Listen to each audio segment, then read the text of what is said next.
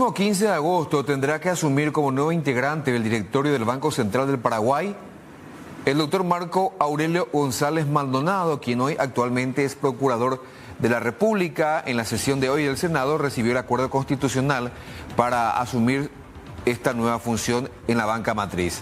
Abogado de profesión, doctor en Derecho por la Universidad de Castilla-La Mancha de España, González Maldonado cuenta con una amplia trayectoria en el ámbito jurídico e institucional.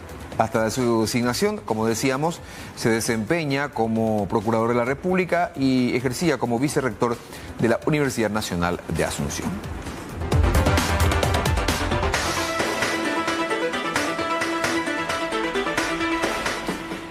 Los abogados Enrique Gronawetter y César Trapani impugnaron la decisión del ministro de la Sala de la Corte Suprema, Víctor Ríos, quien revocó una resolución previa que ampliaba la Sala Constitucional para analizar la acción de inconstitucionalidad contra la designación de Alicia Pucheta ante el Consejo de la Magistratura. La medida, considerada un retroceso por los impugnantes, dilata el estudio del caso, mientras que en un proceso similar, el de la senadora Katia González, la ampliación ya fue concretada. Los abogados denuncian una violación al derecho de tener jueces imparciales y cuestionan la inconsistencia en los criterios aplicados por la Corte.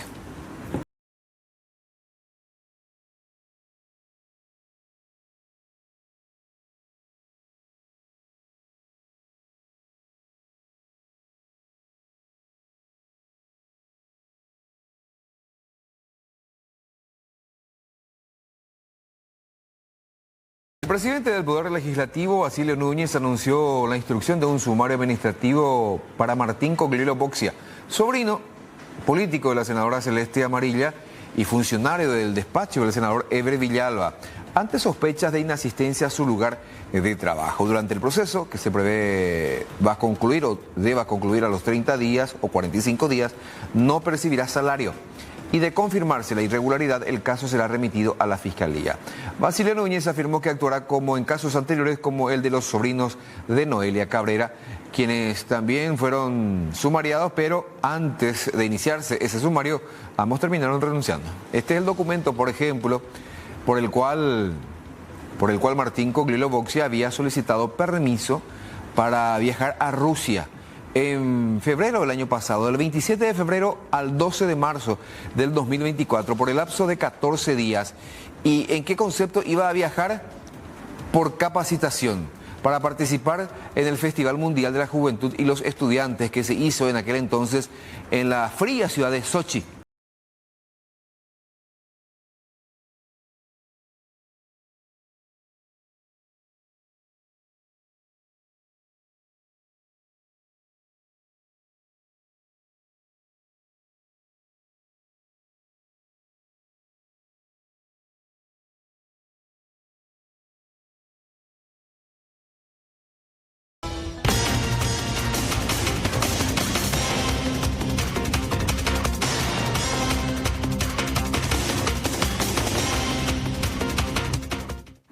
Y hoy se realizó la reconstrucción de los hechos con relación a la muerte de la niña de 11 años en la localidad de Yegros, departamento de Caazapá. Estamos hablando de Melania Montserrat. Participaron de esta reconstrucción los dos hermanos detenidos con relación a este caso, tanto el Marcelo, el de mayor edad, y su hermano menor de 16 años.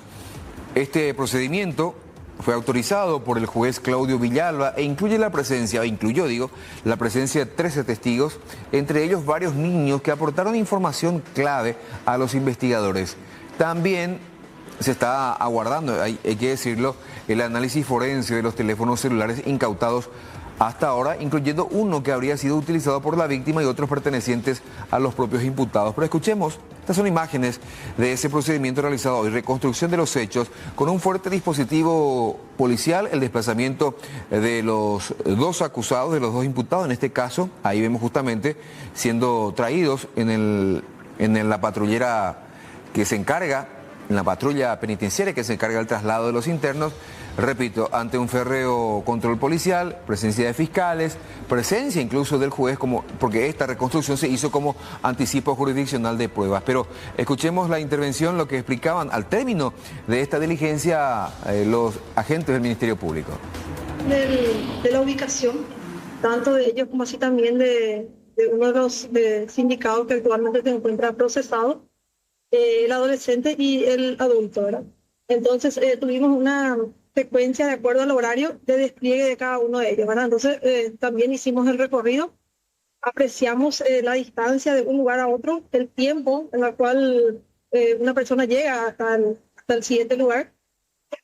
Y es así que concluimos ahora desde la mañana y fue muy virtuosa en el sentido de que ahora es cotejar con otros elementos. Además de la vivienda de la víctima, ¿qué otros sitios se visitaron en el protegido? Visitaron los lugares en donde presumiblemente afundieron estas personas, las personas sindicadas, previo, durante y después del hecho, ¿verdad? ¿Podría especificar qué lugares son, doctor? Y por los alrededores, la vivienda de los cuñados, la vivienda de la vecina que había observado a esta adolescente correr, la distancia existente entre ese lugar al lugar en donde se encontró finalmente el cuerpo de la niña, y así también el lugar donde finalmente terminó, digamos, 15, 10 horas aproximadamente, en donde fue visualizado también uno de los indicados en un lugar determinado. Los supuestos lugares de trabajo de estos se visitaron también. Sí, lugares de trabajo y lugares en donde ellos se habían desplegado ese día, ¿verdad? Esta tarde. Se ratifica, fiscal, de que Marcelo principalmente estuvo hasta las 11:30 en su lugar de trabajo y posteriormente se lo vio a él a las 16 abriendo una ventana de muchas horas en donde presumiblemente pudo haber ocurrido el crimen. Sí, eso se confirmó. Justamente el patrón dio nuevamente la versión, nos indicó dónde estuvieron y hasta qué hora estuvieron y desde ese lugar en donde se habían desplazado, existiendo un margen de tiempo entre las 11:30 a las 16 horas. Sin embargo, él dio como información también de que hubo intercambio de mensajes con uno de los sindicados, entonces también eso estamos esperando también con el informe de pericia informática ahora para ir cotejando ahora. Hablando de pericias informáticas, ustedes tienen varios celulares, entre ellos también habían allanado en un último momento la casa de la compañera de Melania. ¿Qué implicancia tiene? Sí, justamente estamos pendientes de los resultados. ¿Qué se supone? ¿Por qué? Sí, se supone de que es un aparato celular, como ya habíamos mencionado, que presumiblemente también era utilizada por la adolescente, ¿verdad? Teniendo en cuenta de que ella no disponía de teléfono y esta compañera sí tenía, y en algunas ocasiones llevaba el teléfono al colegio. Doctora, ¿se ratifica también la posible implicancia del hermano menor de edad? Y ambos están imputados con una sospecha suficiente hasta el momento, como le digo. Vamos a ir cotejando ahora. Lo que mencionaron que este menor de edad estaba en la casa, fueron dos testigos principales. Ellos nuevamente estuvieron aquí, la persona que mencionó de que fue a su casa, que le encontró saliendo de la chacra. Sí, justamente. Sí, así mismo. De hecho, que la recreación de esta reconstrucción se hizo con la versión de todos los testigos que antes ya habían declarado ante el Ministerio Público. En base a eso, nosotros solicitamos ayudar a la reconstrucción de los hechos, la recreación, así como dijo la doctora, y fue lo que realizamos. ¿Cuántos testigos? 12 testigos.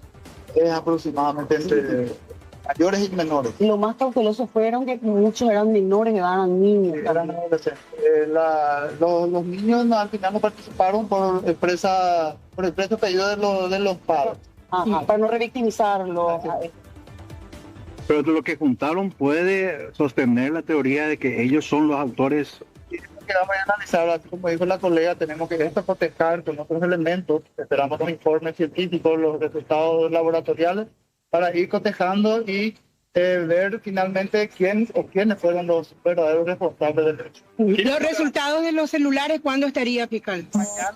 Mañana viene el perito, el viernes se hace la entrega de los celulares y él lleva al laboratorio forense hasta Asunción y se realiza la extracción de datos. La medida restrictiva. Todas las inspecciones que se realizaron a los dos imputados, eso ya van a tener también. Ojalá que pronto tengamos. Estamos a la espera de eso también. La medida restrictiva de libertad continúa. Es lo que básicamente estábamos manejando. Como le dije al principio, la reconstrucción que nosotros solicitamos va a ser a lo que ya tenemos para ir también obteniendo más información sobre el hecho. ¿No podía hablar un poco de cómo ustedes le vieron a las personas que participaron, los investigados, los supuestos sospechosos quienes participaron hoy en la reconstrucción? Sí, ellos estaban tranquilos, estaban siempre acompañados de sus abogados defensores, tranquilos. No, prácticamente ellos no hablaron, estaban Para adentrarnos un poco más en cuanto a la investigación, ¿se ratifica, se sigue pensando que el adolescente es el principal sospechoso o cómo avanza? Es lo que tenemos que finalmente ver con los elementos. No podemos descartar ni afirmar la participación de ellos hasta que tengamos todas las informaciones. Así como dijimos, las informaciones, los resultados laboratoriales, tenemos que ir cotejando todo esto y finalmente después concluir. No podemos ahora, a esta altura de la investigación, decir que A o B tuvo participación y otro no. Es como que en un principio para la policía querían investigar la autoría principal de Marcelo, trasladarla a este menor de edad como el autor de la muerte.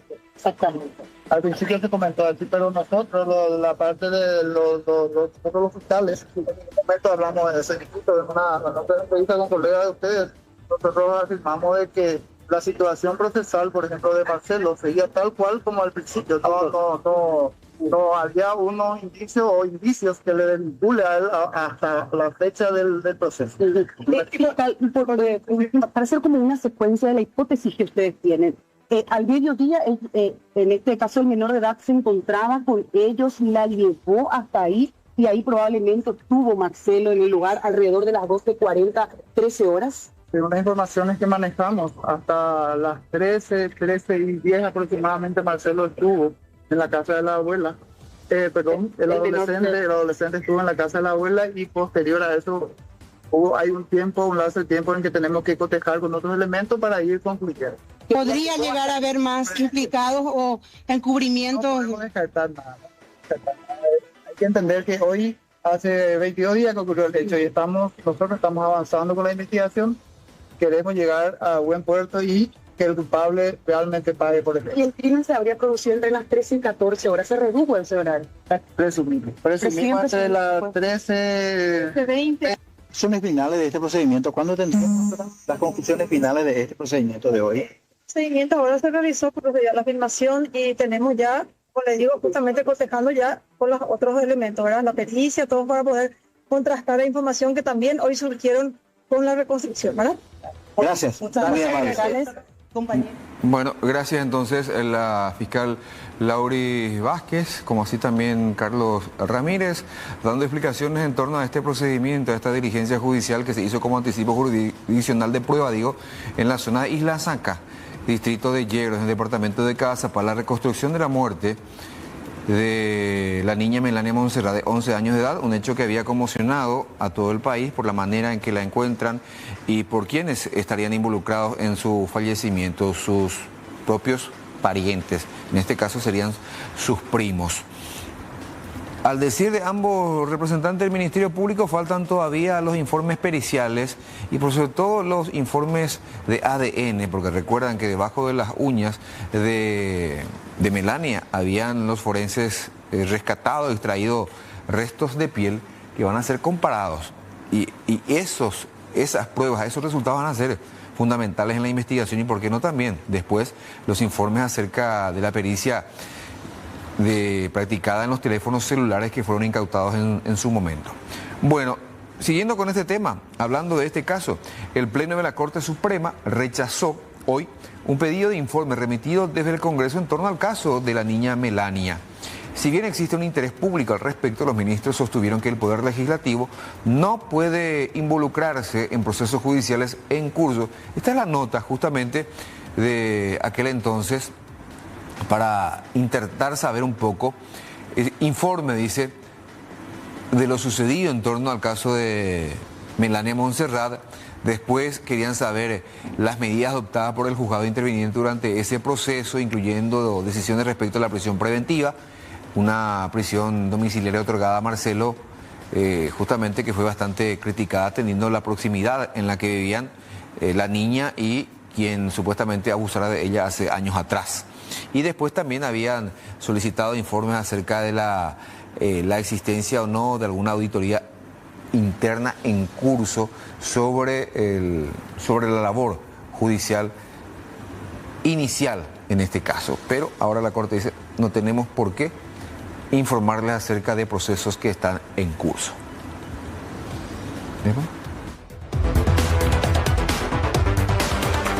La normativa vigente en el país es muy clara. O sea, no se puede pedir informes sobre casos judiciales. Eso no admite discusión. Nunca ni el Parlamento ni el Poder Ejecutivo traspasó ese límite. Es una cuestión constitucional, ni siquiera es legal. Entonces, yo propongo respetuosamente remitir un informe en ese sentido al Honorable Congreso de la Nación, que no es mala voluntad de la Corte ni de nadie, sino que hay un obstáculo constitucional claro, contundente, categórico, que nunca fue sometido siquiera a discusión.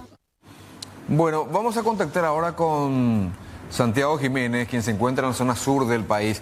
Santiago, buenas tardes. ¿Cuáles son las novedades ahí por Encarnación?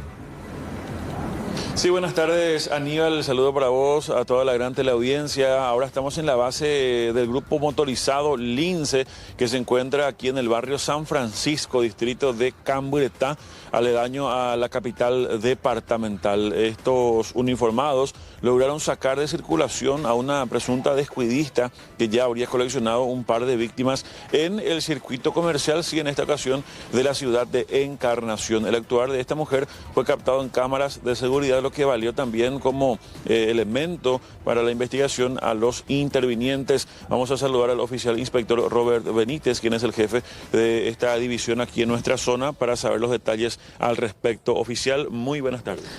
Buenas tardes, Santiago, de su amable de la audiencia.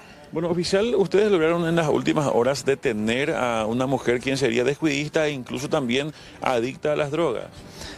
Así mismo, el hecho en sí ocurrió el día domingo, fue registrado en cámara de seguridad y la víctima se acercó al grupo motorista que tenemos apostado en inmediaciones del circuito comercial. Le manifestó, le mostró el video. El personal motorizado haciendo la patrulla logró ubicar a la ciudadana y logran su aprehensión. Ya, el hecho se registró el domingo, pero la aprehensión en las últimas horas, ¿eh? Así mismo, el hecho en sí ocurrió el día domingo y se logró aprehender a la ciudadana el día de ayer en hora de la tarde. Bueno, sería una mujer que ronda la zona, digamos también que tendría ya varias víctimas en su haber. Sí, cabe resaltar que tiene varios antecedentes penales, como son hurto del año 2022, hurto agravado año 2023 y hurto agravado 2024. Todos son hechos similares. Ya, es decir que es un modus operandi ya prácticamente, ¿eh? Así mismo, aprovechó un descuido, como se dice, de la víctima, quien no llaveó su vehículo, ingresó e hurtó varios objetos de valor en su interior. A plena luz del día fue esto prácticamente oficial. Así mismo, en horario de la tarde, a plena luz del día. Entró dentro del vehículo, se encerró y ahí empezó a rebuscarse con el tiempo suficiente para llevar las cosas. Fueron varios los elementos que logró sustraer la mujer en ese entonces. En ese entonces llevó joyas, pulseras de oro, también vasos térmicos, cargadores de celular y un perfume. Ella no refirió si logró ya comercializar estos elementos o los tiene guardados por alguna zona, algún aguantadero que estén utilizando allí en la zona comercial. Presumimos que sea una adicta a estupefacientes, crack, y que haya comercializado o directamente empeñado prácticamente por la droga. Claro, ¿no?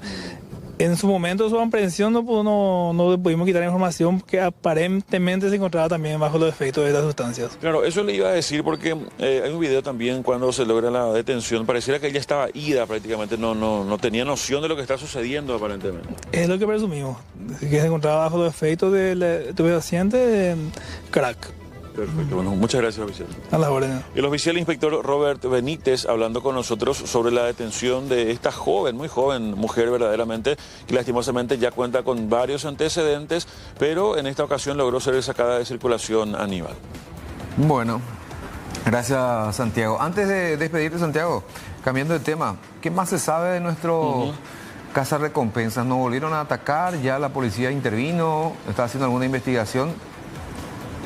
Sí, justamente acabábamos de hablar con el oficial Robert Benítez. Ellos volvieron recientemente de un allanamiento. En esta ocasión fue en Arroyo Porán, también aquí de Camburetá.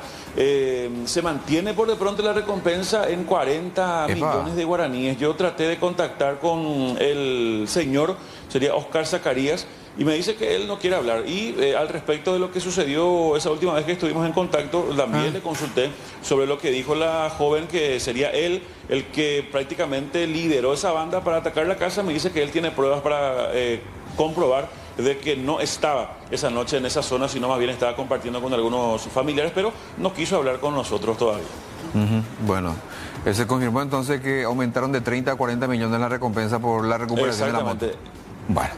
Sí, él mismo fue el que me confirmó eso, Aníbal, él mismo fue.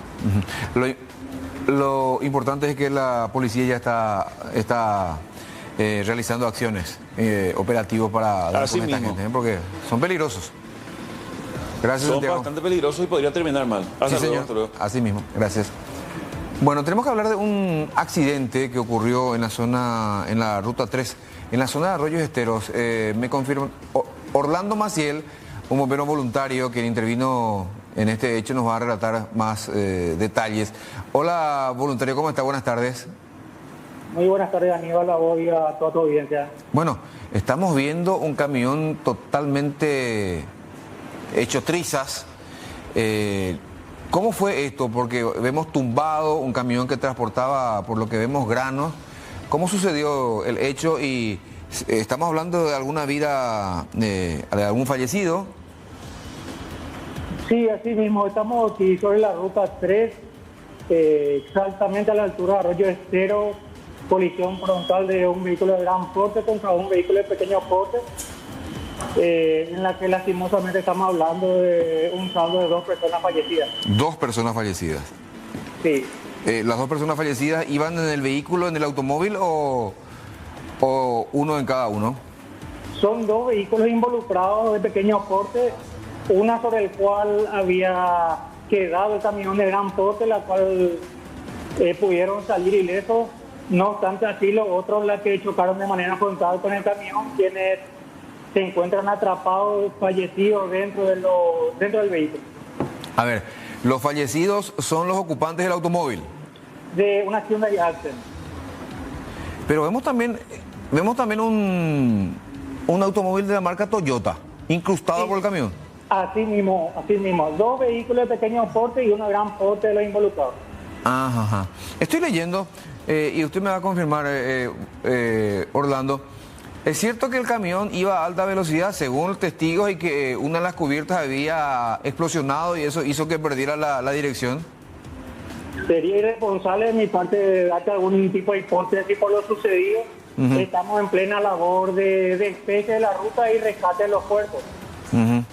¿Usted tiene la identidad de los fallecidos? Ahora mismo no, es la policía la que está encargada de eso. Es que no estamos trabajando para el despeje de la ruta, ya que el camión tiene que volver a ponerse en su condición normal para poder mover el lugar, ya que está obstruyendo las 2 calzadas. O sea, el tránsito está interrumpido en esa zona. Aproximadamente de 20 kilómetros de cada lado.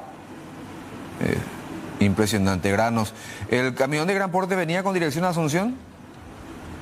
En el sentido que el camión queda así, de Arroyo Estero para Asunción, como así también los otros 2 vehículos de Asunción para Arroyo Estero. Por lo que pudo ver, los fallecidos son personas jóvenes, son personas adultas. Personas relativamente adultas. Bueno, vamos a tratar de contactar entonces con los intervinientes, con la policía para tener la identidad de las personas. Gracias, voluntario Orlando Maciel, por estos datos primarios. A usted a la orden. A ver, nos decía él 2 fallecidos y acá tenemos el reporte. Comisaría Tercera, Arroyos Esteros. Ocurrió pasado las 4 de la tarde, automóvil marca Toyota, guiado por Óscar Soriano Osuna Portillo, quien iba acompañado por Celsa Ramona y Fran Galeano, mayor de edad. Lo que sí nos dijo es que los que terminaron falleciendo son los ocupantes del Hyundai, automóvil Hyundai, no del Toyota. Los nombres que le dimos son ocupantes del automóvil Toyota, modelo Allion. A ver, camión Scania estaba al mando de Emilio Rotela Caballero, 50 años de edad. Y los del Hyundai, ocupante del Hyundai, son Cristian David Peralta Irala, 39 años, acompañado por Elba Tuazo, viuda de Irala, 83 años. Aquí ya está confirmado justamente, estas dos personas son las víctimas fatales. Y en este mismo vehículo Hyundai iba una menor de 14 años quien sufrió lesiones graves, dice este reporte. Repito, triple choque en la ruta 3, a la altura del kilómetro 71. El tránsito está interrumpido porque el camión de gran porte ocupa ambas vías y por supuesto también hay que despejar todos esos granos, me parece que es de soja, ¿verdad? Y repito los nombres de los fallecidos. Son Cristian David Peralta Irala, 39 años, y Elba Tuazo, viuda de Irala, de 83 años, y una menor de 14 años, está en grave estado. Los tres iban en un automóvil Hyundai. Los otros vehículos involucrados, un camión Scania, guiado por Emilio Rotela Caballero, de 50 años, y un vehículo automóvil de la marca Toyota Allion, guiado por Óscar Soriano Osuna Portillo, quien iba junto a Celsa, Ramona y Fran Galeano.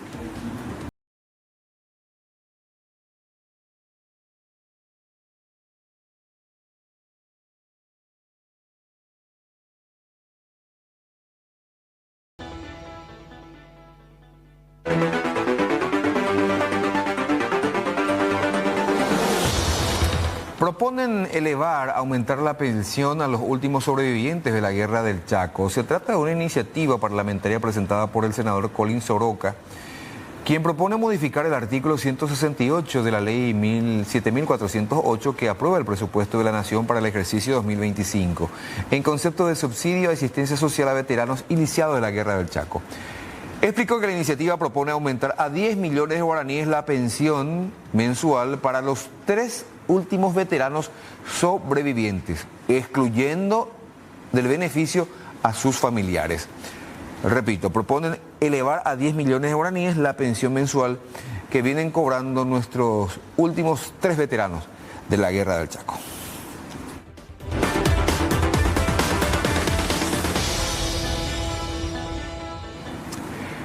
Y el precio del petróleo sigue bajando, pero los precios de los combustibles aquí por lo menos no pasa absolutamente nada. Por eso es que el ministro de Economía, Carlos Fernández Valdovino, señaló que el panorama actual permite chequear los precios de varios productos importados, incluso los combustibles, ante la permanente caída, no solamente del precio del crudo, sino también del tipo de cambio, del dólar, que viene registrándose en las últimas semanas.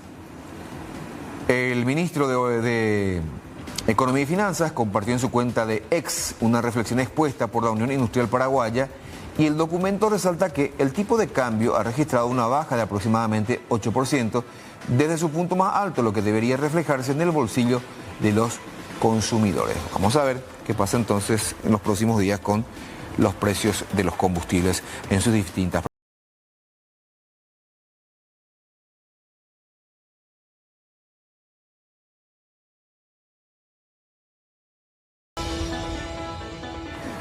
La Junta Municipal de Asunción requiere un informe detallado sobre la recaudación que se realiza dentro del mercado municipal número 4.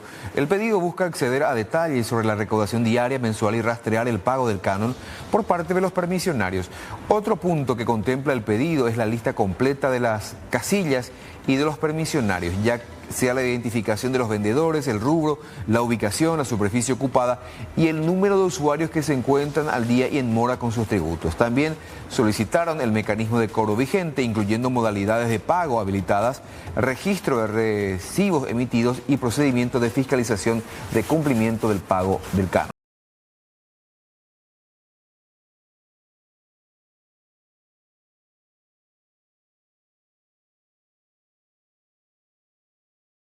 Del Ministerio de Defensa Pública informaron que en los primeros 6 meses de este año 2025 brindaron asistencia en 1096 hechos reportados de violencia contra las mujeres. Fueron atendidas 420 denuncias de violencia intrafamiliar, 288 hechos de violencia psicológica y 148 casos de violencia contra la dignidad. De la misma forma se reportaron 146 hechos de violencia física, 16 de patrimonio y economía, 8 de tipo telemática, 5 de tipo sexual, 2 de tipo laboral y 2 de política. Según el informe, en este primer semestre no se registraron hechos de violencia mediática y contra los derechos reproductivos.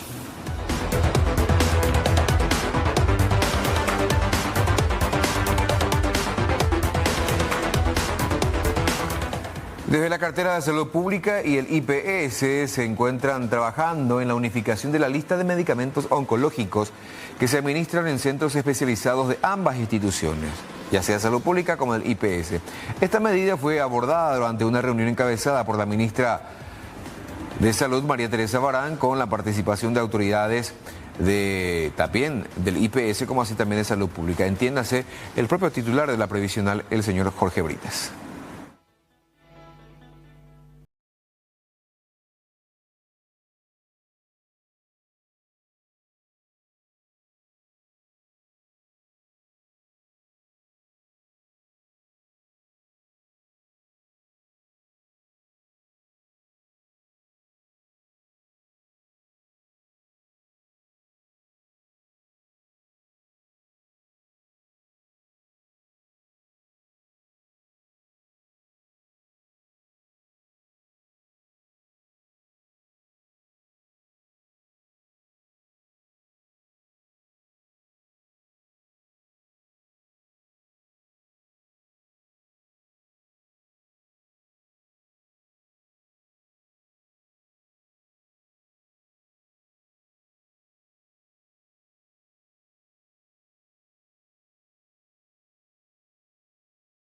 Con sarampión en la zona de Santa Rosa de la Guaraí fue dado de alta tras mostrar una evolución clínica favorable, mientras las autoridades sanitarias intensifican la vacunación en esta ciudad del departamento de San Pedro.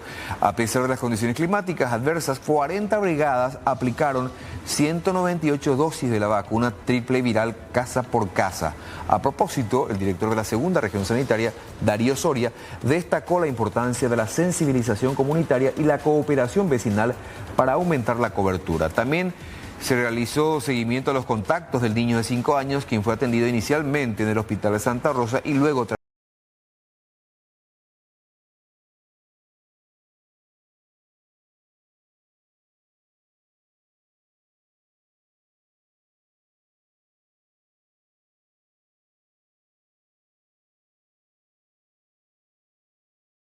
Bueno, esta billetera que tengo en mi poder, se nota que tiene dinero en su interior y algunas tarjetas, pertenece a Víctor Eduardo Crovato Vareiro.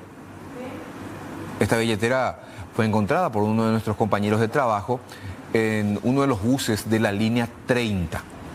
Así es que entonces, señor, si alguien conoce al señor Víctor Eduardo Crovato Vareiro, le puede avisar, y si don Eduardo no está viendo, acercarse hasta la recepción del Sistema Nacional de Televisión sobre la avenida Carlos Antonio López para retirar su billetera con su documento de identidad y también dinero en efectivo.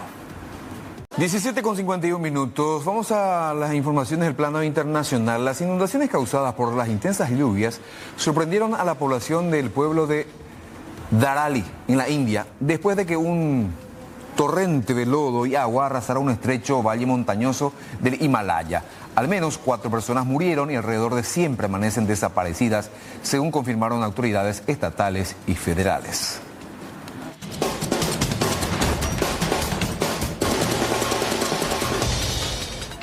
Seguimos hablando de temporales. Fuertes lluvias provocaron inundaciones en Río Blanco, Olancho, Honduras.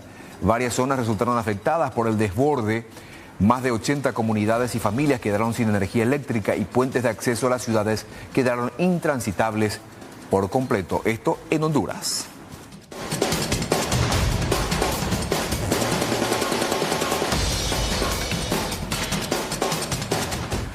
Volvemos al plano local para comentarles que Ramón González Dar tiene otra condena encima, 3 años de prisión por el hecho punible de extorsión. La sentencia fue dictada hoy por un tribunal especializado que consideró suficientes las pruebas presentadas por el Ministerio Público para acreditar su responsabilidad en este nuevo caso. Además, está recordar que González Dar actualmente está cumpliendo una condena de 15 años de cárcel que le fue impuesta, entre otras cosas, por usura y lavado de dinero.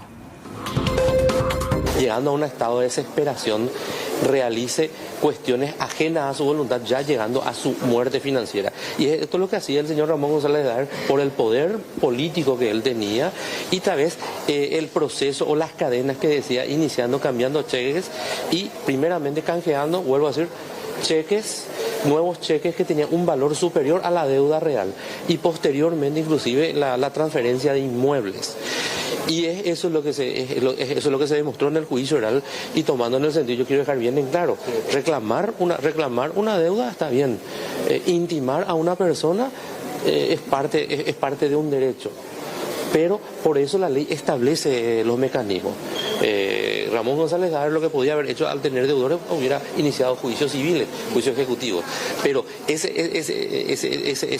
esquema en el sentido de aprovecharse de esa desesperación, utilizar entonces otros mecanismos bajo solapando con supuestas garantías, entonces ya iban asfixiando a los deudores. Celebramos este resultado. Esta es una situación que se viene dando desde allá hace más de 11 años. Mi cliente hace más de una década es víctima directa del señor Ramón González Dar y hoy creemos que se hizo justicia. El hecho del reconocimiento de que ha existido una extorsión directa por parte de Ramón González Dar, el señor Alberto Antegui, demuestra todo el patrón de conducta que ha tenido este señor. Realmente ha construido el hecho punible de extorsión no solamente con la tradicional amenaza física o amenaza de violencia contra el cuerpo humano, sino que también ha valorado todas las pruebas que hemos arrimado, desde captura de pantallas, desde transcripciones de chats, desde declaraciones de otros testigos de referencia llamados al tribunal, es decir, personas que conocen a Ramón González Dar y han sido víctimas también de él, en cuanto a su patrón de conducta, de cómo llamaba a, hablando coloquialmente, a apretarte, a exigirte el pago compulsivo de la deuda, pero más que eso, él lo que hacía era, te forzaba a, entre comillas, lo que la propia defensa llamó refinanciar, es decir, él te exigía, está bien, no te voy a aportar tu cheque, a sabiendo que él te amenazaba diciendo, no te voy a aportar tu cheque, yo ya sé que no tiene fondo tu cheque, pero vení dame otro cheque por mayor valor. Y por supuesto la amenaza consistía para cualquier persona, comerciante y demás, de que el depósito de un cheque sin fondo corresponde eventualmente a una sanción bancaria dentro del sistema financiero que implica básicamente la muerte financiera de una persona. También se ha cuestionado, ¿y por qué recurrían a estas personas? Y recurrían ya muchas veces por desesperación de por sí, y eso fue uno de los argumentos que yo mencioné. Por algo ya González Dar no está sentado acá al lado nuestro, porque ya tiene una condena de usura. El señor es un usurero condenado firme, está cumpliendo. Tiene otra condena también por extorsión y por denuncia falsa. O sea, es un patrón de conducta que ha venido teniendo. Y mi cliente ha sido uno más de la extensa lista, lastimosamente, de personas víctimas. Y bueno, celebramos que se haya dado este resultado. Vamos a esperar la sentencia para ver los argumentos. Realmente lo que pasó fue que él intercambiaba muchos cheques con Ramón González Dar y entre junio y julio del año 2021 González Dar lo cita a mi cliente a su casa en Luque, le entrega varios cheques y mi cliente le vuelve a entregar cheques para refinanciar la deuda. En total, por aproximadamente $2.400.000 le dejó cheques de vuelta en garantía y mi cliente retiró varios cheques. Luego, cuando nosotros hacemos la denuncia y entregamos los cheques como prueba, la propia Fiscalía se percata que 3 de esos cheques figuraban dentro del listado de lo que fueron hurtados de un juzgado por el juicio que tenía González Dar, aparte por usura. Y ahí se empieza a indagar y se ve y se detecta que parte de los cheques utilizados para la propia extorsión eran cheques que fueron sustraídos ya del juzgado y que sobre la cual también González Dar tiene una condena ya hoy en día por reducción en ese caso y por haber, o sea, ha demostrado que él tenía en su poder esos cheques. Mi cargo está. Se cargo, pero ahorita se hay hasta ahorita se hay lo yo uso la cosa, pues. Porque hoy se cargo, baby. Vengo a ser responsabilidad. Bueno, perfecto. Perfecto. Perfecto. Perfecto.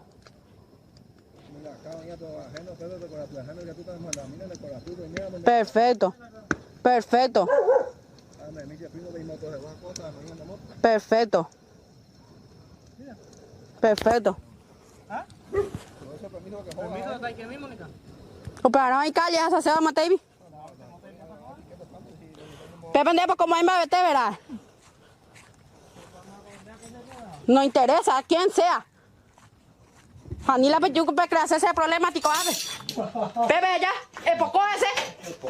Pepe ya no hace cosas. Pepe ya ande. Pepe ya ande. El J-Bay ande, ¿dónde entendés las ande? El J-Bay. No, después como hace cosas, el J-Bay ande. ¿No entendés yo? El J-Bay. No, bueno, Bueno, para los que se preguntan qué es lo que le estamos mostrando, bueno, es el reclamo de una mujer de la compañía Cañadamí de Villarrica, quien, según dicen y la están escuchando, vivió una pesadilla porque su expareja, aparentemente acompañado de otras dos personas, también familiares suyas, aparecieron para quemar la casa. Según esta mujer, los tres hombres quemaron parte del cercado de la casa, generando muchísima desesperación, y a partir de eso ella teme por su vida y la de sus seres queridos. En las imágenes se pudo observar el momento del ataque, dejando en evidencia la violencia y la impunidad con la que actuaron estos tres hombres. Ahí está, el momento de la quema del cercado de la casa de esta mujer, la compañía Cañadamí de Villarrica. Perfecto. Se pareja cuejo, cena y media ya hoga, pues hoy tipala se cercado mía, como ya se trata y primos a mi hermano, Dios hoy pai, ojo hoy pala se motorrueda, se atropella, se engaña la pared, como de pase me busqué a mía. Esta ya se me ya por se denuncia, no me dice que hay ninguna solución, o sea, ya la emocional la carayeña tendría se vecino te japea la gente pama la seoga peja como hoy la seoga me la japuda es japea hoy ayuda a topar la se cercado de piapama ya o japupama ya piapama la se motorrueda mío atropellar y pepe hoy que a las fuerzas y más de 2 años más la pesa y coagua. No me hice la respuesta y que haya malizado no sé yo caen y 3 veces jamás ya pues una vez un muy hasa voy vamos a hacer ahí la hoja. O sea, ahí pues guares de pupe se me envuelve mi hija lo dovea ve ahí cotupe a pues guares hace pues yo tipo vamos a hacer ahí que la hoja yo y que ella por la se denuncia. Y se que hay hasta ni me está en 10 entonces la policía pues aunque parece ni se ahora no ni se me envuelve no ni escuela pues ni no fue ni escuela de cuál este mar para la entre meter y se que va la video mía evidencia mía completa de cuál me para allá potar porque se no le coña jaguando estoy y yo tuve ese ahí necatuila ya le hizo cuál la me japa la se me pupe la va por ahí motocarro entonces la va por esa fleta mía entonces ya. Y los jubilados municipales siguen padeciendo la falta de pago de sus haberes. Denunciaron públicamente la crítica situación que atraviesan debido a lo que les comentábamos, el incumplimiento del pago de sus haberes, una situación que la están arrastrando desde hace casi 2 años y que en los últimos meses, desgraciadamente, se vino agravando. La verdad que hace 1 año y medio que estamos padeciendo, que estamos transitando este calvario sin poder regularizar los cobros. Estamos atrasados, prácticamente no están pagando hace 4 o 5 meses ya. Tenemos compañeros que fallecieron durante este lapso de 1 año y medio. Compañeros que están en hospitales, compañeros que están en terapias intensivas. Los compañeros ya no tienen para cubrir, no tenemos para cubrir nuestros gastos básicos, luz, agua. Es una violación a nuestros derechos humanos. Nosotros estamos todo el tiempo moviéndonos, llevando notas, manifestándonos, pero no tenemos una respuesta. A este presidente de la Caja, por decreto le puso Santiago Peña. Realmente esto debería de ser un presidente electo por nosotros, pero por decreto le pusieron a este ya por todos los problemas que veníamos teniendo. Ahora lo que nos manifestamos es para exigir le exigimos al presidente de la República, así como hizo un decreto para ponerle a este señor Venancio, así también queremos que inmediatamente haga un decreto para que la caja sea intervenida. Tenemos compañeros en la municipalidad que tienen más de 35, 40 años de servicio y no pueden jubilarse porque la caja está en esta situación, está en quiebra, nosotros no cobramos más y estos compañeros no están teniendo el derecho de gozar de la jubilación, que es el dinero del trabajador que viene aportando más de 30 años. Caja de jubilación siguen manteniendo salarios y beneficios altísimos, mientras nosotros no estamos percibir nuestra jubilación, nuestro dinero, ¿verdad? Nuestra jubilación. Hay sospechas de malversación, de robo. Estamos prácticamente ya sin no solamente nuestros haberes jubilatorios, sino que también sin reserva.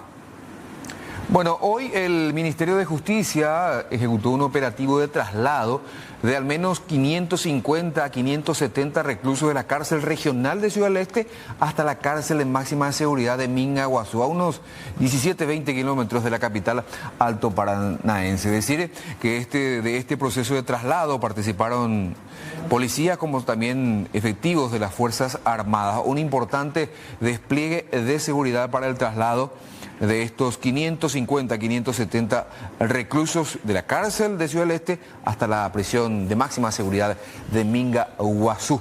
Operativo Umbral lo denominó el Ministerio de Justicia. Ya fueron trasladadas aproximadamente 480 personas privadas de libertad al nuevo Centro Penitenciario Regional de Minga Guazú. El procedimiento hasta el momento, que ya está en su fase de culminación, está transcurriendo sin ningún inconveniente, con el gran acompañamiento de la Policía Nacional y de las fuerzas militares.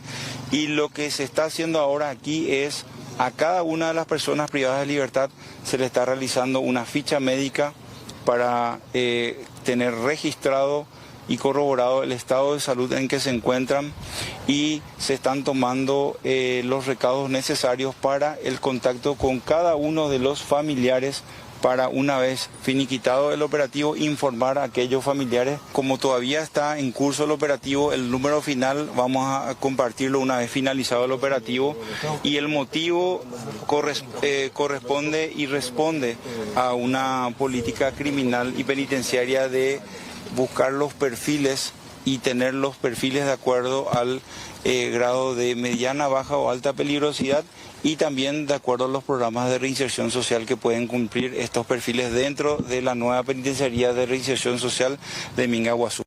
Bueno, a propósito, en torno a la cárcel de máxima seguridad, existen numerosas escuelas públicas e incluso privadas también, que emitieron un comunicado al conocerse de este traslado, y entre otras cosas dice: las instituciones ubicadas en las cercanías de la penitenciaría de Ciudad del Este albergan a miles de alumnos, en realidad en las cercanías de la penitenciaría regional de Ciudad del Este. Dicho operativo interfirió con el normal desplazamiento de niños y adolescentes que asisten a las escuelas de la zona, generando temor y preocupación no solo entre los estudiantes, sino también entre los padres, docentes y miembros de la comunidad educativa.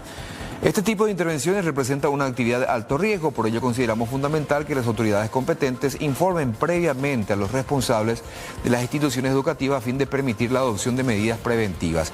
Entendemos que estos operativos requieren un manejo discreto en cuanto a la difusión de fechas por razones de seguridad. No obstante, solicitamos respetuosamente a las autoridades que eviten realizar este tipo de traslados durante días y horarios escolares, con el objetivo de preservar la tranquilidad del entorno educativo y proteger la integridad física y emocional de los alumnos. Firma entonces la comisión directiva de la Asociación de Instituciones Educativas de Gestión Privada del Alto Paraná. Un reclamo que no deja de tener razón en torno a este enorme operativo ejecutado desde tempranas horas de hoy en Ciudad del Este y que se extendió hasta la localidad de Minga Guazú.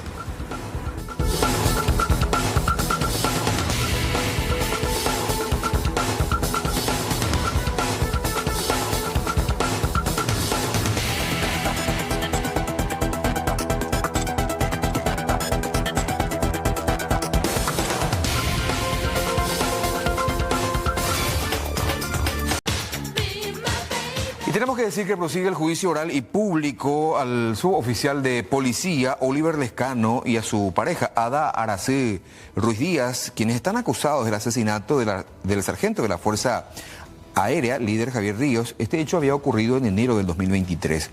El proceso continuó luego de que el tribunal rechazara los principales incidentes presentados por la defensa, entre ellos el pedido de anulación de la acusación. Durante la audiencia de hoy prestaron declaración testigos propuestos por la defensa del principal acusado, Oliver Lescano. El juicio se reanuda el próximo 13 de agosto.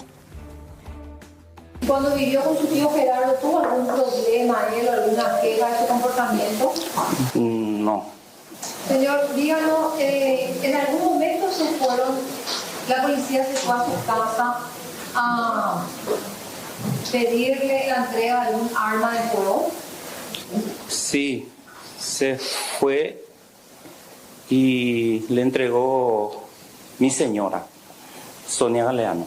Así le dijo, le mandaron en un paquete, pero así nosotros le entregamos y ahí abrieron los policías. ¿Usted le conoció a la esposa de él? ¿Le vio alguna vez? Sí,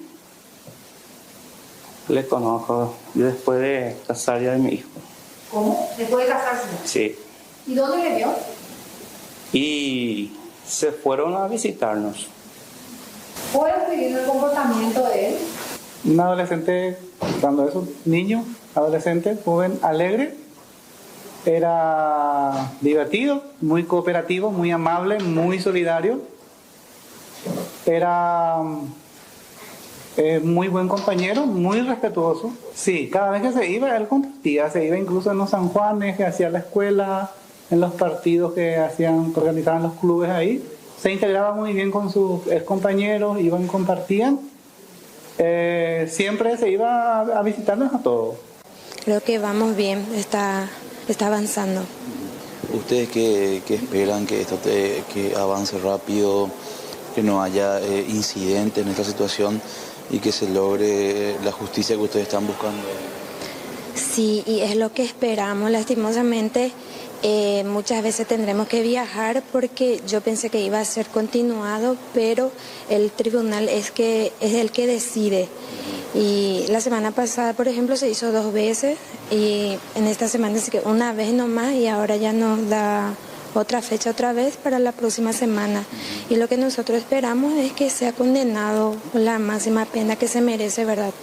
Porque hay suficientes evidencias y creemos y esperamos que se haga justicia como corresponda. ¿Ustedes están viniendo desde General Resquín cada vez que hay que se les cita a ustedes? Sí, exactamente. Acá tengo también la casa de mi hermano, pero de igual forma nos queda un poquito lejos, ¿verdad? Pero por lo menos nos quedamos acá. Pero yo tengo que trabajar también, me voy, pido permiso. Y así como le estaba comentando, nos vendría súper bien si es que se hacía todo de seguido, pero lastimosamente depende del tribunal, eso es la fecha. Y tenemos que hablar de otro hecho violento en el paso fronterizo entre Encarnación y Posadas. Tanto argentinos como paraguayos que se dedican al paso de mercadería se agarraron a los golpes. ¿Saben qué? La pelea empezó del lado paraguayo y terminó del lado argentino. No, yo lo tengo, hermano, pelea solo. Cualquiera de ustedes va a pelear solo. Ahora no hablando de bromas.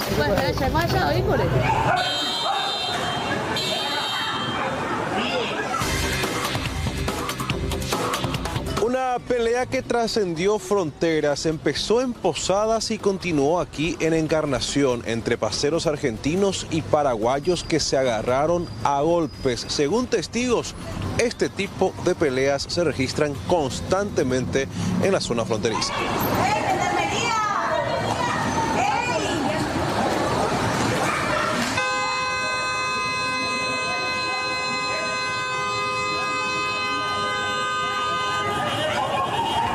Yo ya he visto nomás ya el mosquete, ya he visto nomás ya la pelea, ya he visto nomás ya que se estaban agarrando y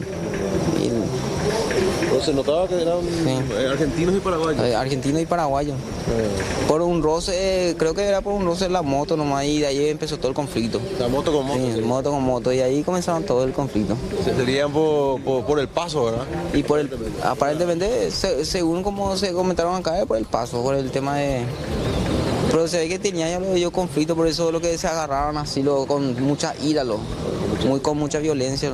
Y después siguió la pelea, incluso hay videos del otro lado. Sí, siguió en Posada. O sea, se ve al tipo de camisa marrón, el que participó también de la pelea. Exactamente. Entonces, se suele registrar así peleas casi pilares. Y realmente no es un lugar tranquilo, ahora nomás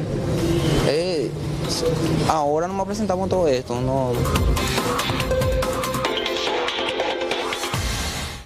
La Gobernación del Departamento Central oficializó el inicio de la obra correspondiente al Parque Central Sostenible, un innovador proyecto de infraestructura verde ubicado en el predio institucional de la Gobernación en el barrio Costa Fleitas de Areguá. La obra es impulsada por el gobernador Ricardo Estigarribia. El Parque Central Sostenible ofrecerá acceso gratuito y seguro con horarios controlados según la estación del año y contará con vigilancia permanente para garantizar un entorno seguro. Este proyecto reafirma el compromiso de la Gobernación de Central con el desarrollo urbano sostenible.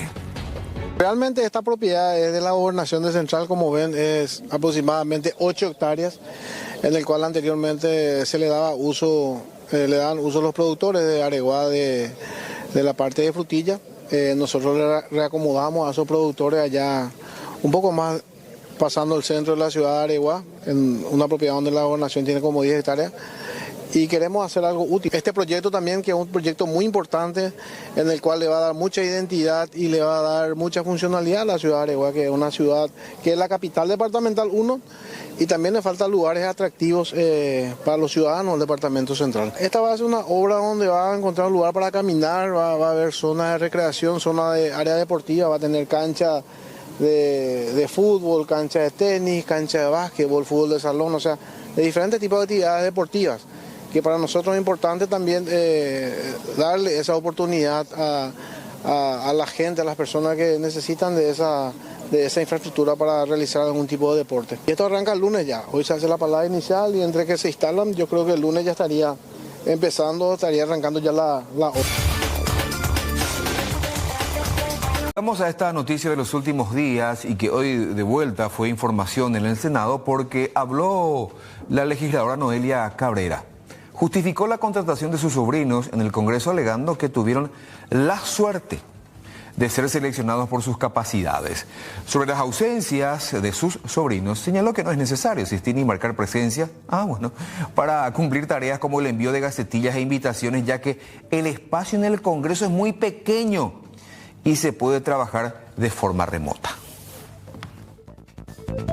En tela de juicio, la legalidad del trabajo de dos jóvenes, Iván e Iris Jiménez. Ambos gozan de mi entera confianza y me apenan profundamente los malos ratos a los que fueron sometidos como consecuencia de un sesgo cognitivo propio del análisis superficial de acontecimientos puramente legítimos que atañen al uso de los formularios F-16. El insistir en la marcación física como un requisito rígido puede generar ineficiencias, priorizando la forma por sobre el resultado concreto de trabajos encomendados. Dejar en claro que tanto Iris e Iván Jiménez son estudiantes universitarios de aventajada formación académica y han tenido la suerte de ser contratados primero y después nombrados en el Congreso de la Nación. Que la presunción de inocencia de los involucrados no se ha quebrantado ni mínimamente. Por lo que deseo alertar tanto a los parlamentarios como a todos los paraguayos que deben entrenar sus ojos y oídos para discernir la falacia de las hipótesis maliciosas construidas sobre premisas absolutamente falsas. Realmente casi me quedo sin palabras luego de la alocución de la señora Cabrera. Cuánto atrevimiento cuánta soberbia, cuánta violencia, cuánta torpeza, cuánta falta de respeto, cuánto desparpajo, cuánta mentira. Nunca pensé escuchar tanto. Hay una frase que dice: los muertos que vos matáis gozan de buena salud. Los corruptos que acá juzgamos gozan de buena salud.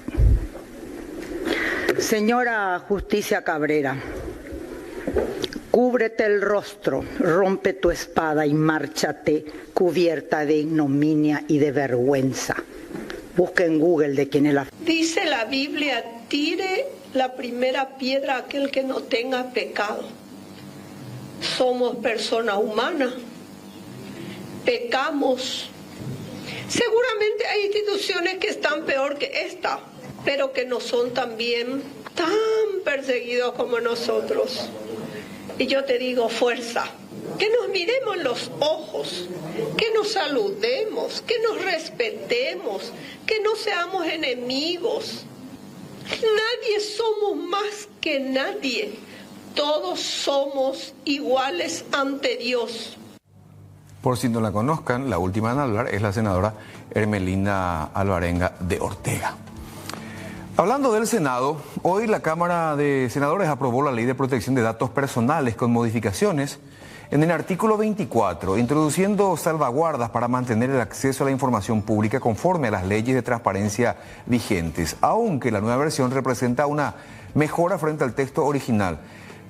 No obstante, sigue generando preocupación, por la creación de una agencia de protección de datos personales con poder discrecional para autorizar el acceso a ciertos datos, lo que podría generar demoras y burocracia adicional. Expertos advierten que si bien no se elimina el derecho a la información, sí se lo condiciona, representando un retroceso parcial. La ley entrará en vigencia 2 años e introduce principios claves y sanciones para entidades que incumplan sus disposiciones. Pero el proyecto de ley del cual estamos hablando, de protección de datos personales, al sufrir modificaciones, retorna a la Cámara de Origen, que es la de Diputados.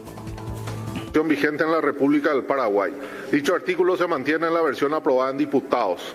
En relación al ámbito de aplicación en el artículo 2, se reformula una parte mejorando la redacción y se refiere a que la ley se aplica a cualquier tratamiento de datos personales, total o parcialmente automatizado, así como el tratamiento no automatizado cuando se trate de datos personales que forman parte de un archivo realizado por personas físicas o jurídicas, independientemente del medio, país o su sede o el país donde se encuentren los datos.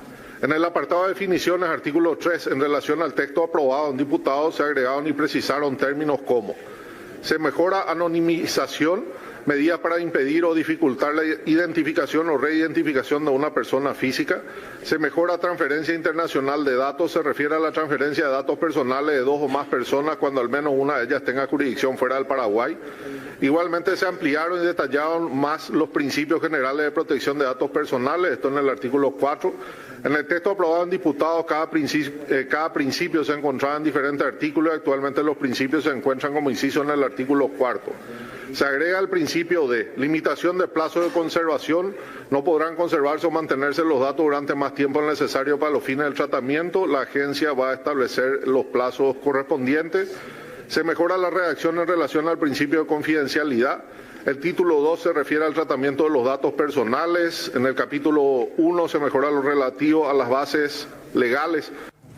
Vamos a contactar con Elba Espinosa, quien está en el Alto Paraná, porque una mujer fue llevada a la fuerza, aparentemente por delincuentes, y la obligaron a ir a un cajero automático, ¿verdad? Elba, ¿cómo estás? Buenas tardes. Buenas tardes, Aníbal. Es así, una mujer esta mañana a las 5:30 aproximadamente. A esa hora todavía es oscuro, no amanece aún. Y ella estaba limpiando enfrente de su casa su vehículo para luego abordar el mismo. En ese momento, 2 delincuentes se acercan, aparentemente 3, se acercan a ella y la obligan a subirse a su vehículo y le pedían, en todo el tiempo le pedían dinero, le pedían 200.000 guaraníes. Ella no tenía en efectivo. Ella les dijo que tenía en su tarjeta, por lo que la llevaron hasta un cajero, hasta un surtidor, donde iba a extraer ese monto de dinero, pero finalmente ella pidió auxilio a los playeros y actuaron los efectivos policiales, se vieron acorralados los delincuentes y abandonaron el rodado en inmediaciones nada más de ese surtidor. Hablamos con el comisario Hugo Sosa de esa subcomisaría sexta del área 6 de Hernandarias y vamos a escuchar lo que relataba. ¿Qué tal? ¿Cómo estás, Paraguay, tu audiencia?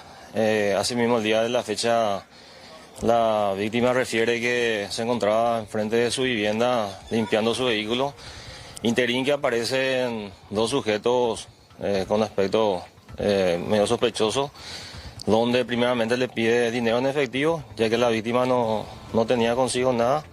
Lo obligaron a subirse en su vehículo y dirigirse hasta un cajero ubicado en la jurisdicción de la comisaría 27, donde ella baja como para retirar y ahí pide auxilio a los playeros.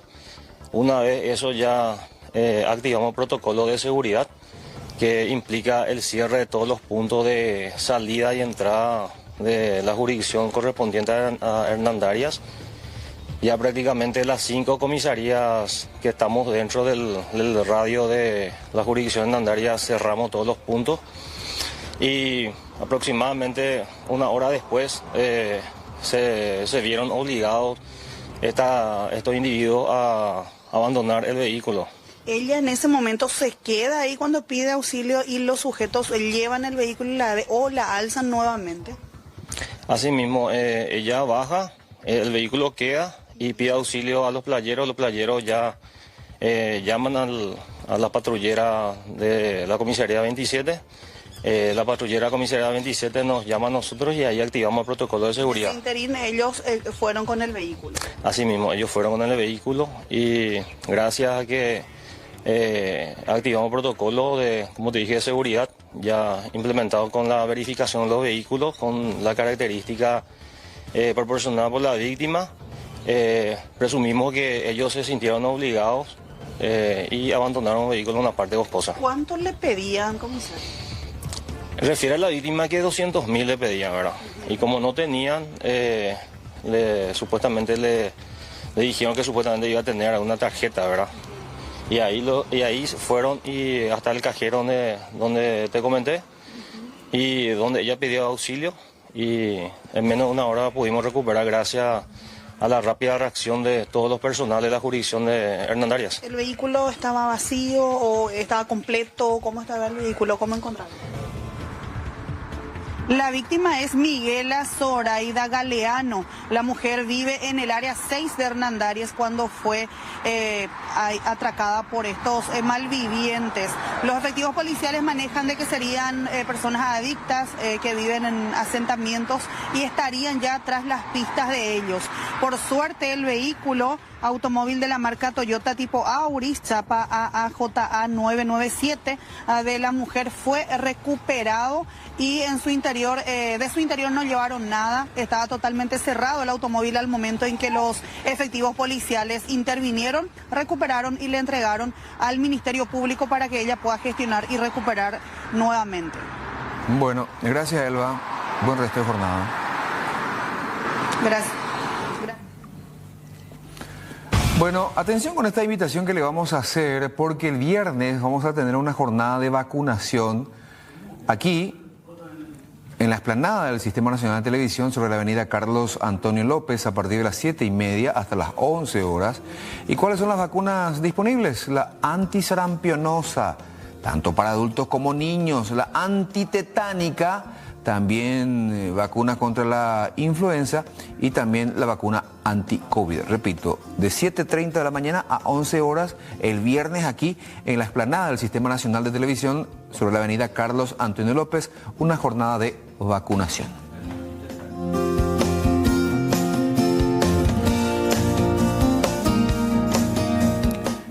Y en Encarnación también abundan los baches y no solamente genera un malestar visual, sino también está generando numerosos accidentes como estos que estamos viendo en imágenes.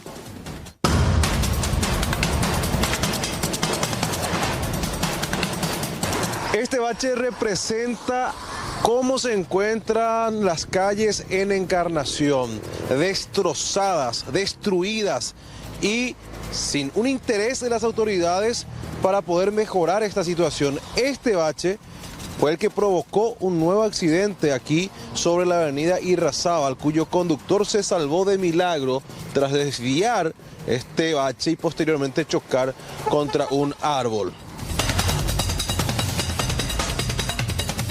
Pero sería bueno que arregle, porque estando así va mucho peligro. Es muy grande, ahora al menos se puso árboles, pero igual... Igual, esos camioneros grandes ya no ve más y a veces viene, eso es lo que más viene corriendo, más ligero viene. Y encima es una avenida principal, o sea, acá se... La verdad que sí, acá también. ¿Qué opinás si al circular así en tu moto, al ver así un bache enorme, señor? También bueno, digo, iba ahí te iba a hacer yo hasta moto que tú es peligroso, ¿verdad? Apeo y pedí a mover cruz, pea cuyo y la más chao hueco ya sienta, ¿verdad? Hoy me era el siguiente etapa, ¿verdad? Este tiene, digo, cuando hacen algo ahí pero vamos a hacer una vez ya San Juan vi a ver pozo vea o ya sienta o yo golpea. Estamos en ya arreglado, pues ahora volvemos mañana. Le mañana, a veces todo casi, le vas a cosas, hay vieja, siempre sabía hacer yo con pozo por lo que han caco abejo, peligroso. Caco abejo, caco abejo. Peligroso. Ya arreglado ya. Sí, allá arreglado, en todos lados hay veces.